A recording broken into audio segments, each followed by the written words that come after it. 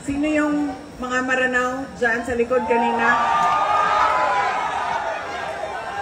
Kayo na bahala kay Torre. Nako, General Torre, mukhang delikado ka. Magtago ka na. Ayan, si Vice President Sara Duterte ay may habilin sa mga taga Maranao. Ano kayang ibig sabihin niya dyan? Kasi itong si Diwata, kasi General Torre pala. Kasi itong iba, pag may video silang ina-upload, ang tawag nila Diwata.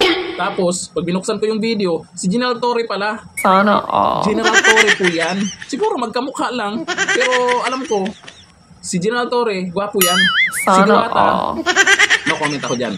Okay, ito po kasing si General Torre ay handa po itong tumistigo sa impeachment BP Sara. Galit ba siya sa mga Duterte?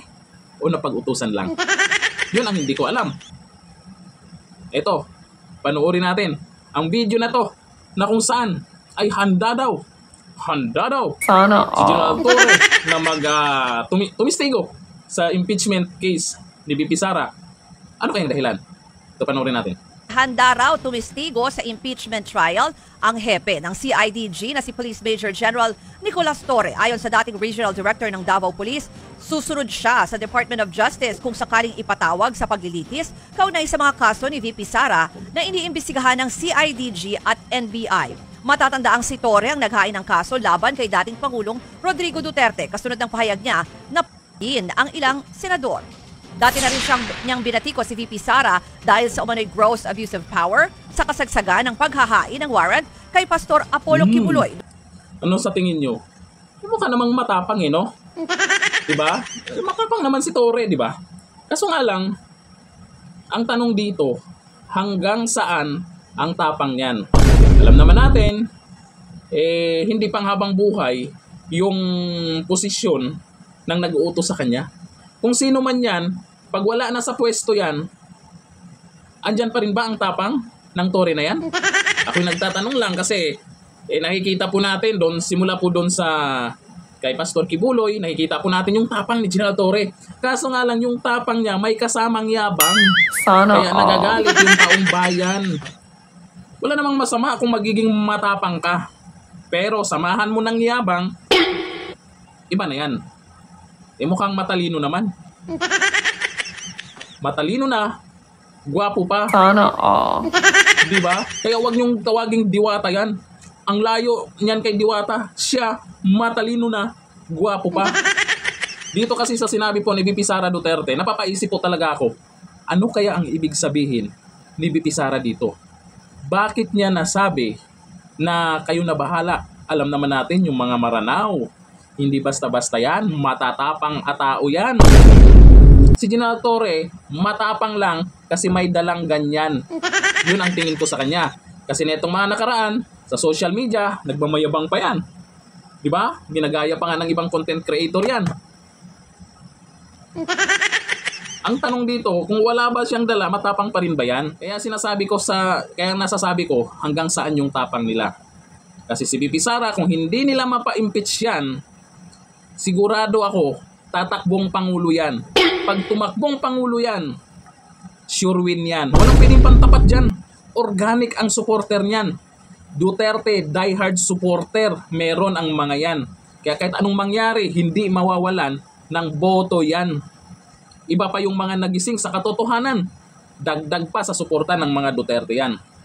Kaya pagkatapos ng eleksyon, wag na tayong magulat na ito talaga ang tutukan nila. Impeachment kay BP Sara. Paano natin matulungan si BP Sara dyan para hindi ma-impeach at makatakbong Pangulo sa 2028? Ngayong halalan. Ilang araw na lang yan. Huwag tayong pakampante. Kahit sabihin nating lamang tayo sa PDP laban, ang tanong, patas ba ang halalan? Wala bang dayaan?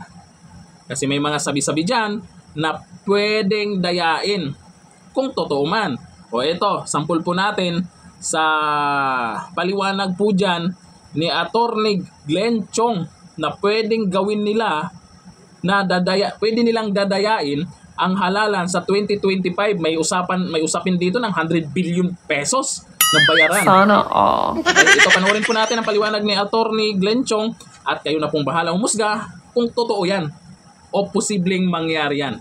Ito yung video. Ang QR code, hindi po naglalaman ng pangalan ng kandidato. Ang laman po niyan ay code na pwede kong baguhin kung gusto kitang dayain. At sinong pwedeng magbago? Eh di siya may hawak. Si Comelec. Oh. Yung QR code, nasa sa resibo po ninyo, hindi pangalan ng kandidato ang nandun, kundi code. At kung gusto kong dayain, ipapalit ko yung code. Hindi mo alam. At sino may hawak doon? Yung lookup table, yung reference table, si Comelec. At si election provider. Oh. So, pag binerify mo, syempre, naka-hook up yun sa kanilang lookup table.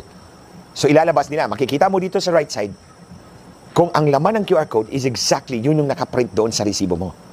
So, pwede mong i-verify yun, di ba? Papabasa mo kasi pwede naman eh. Iba ang nakasulat, iba ang laman ng QR code. Kailangan natin i-verify yan.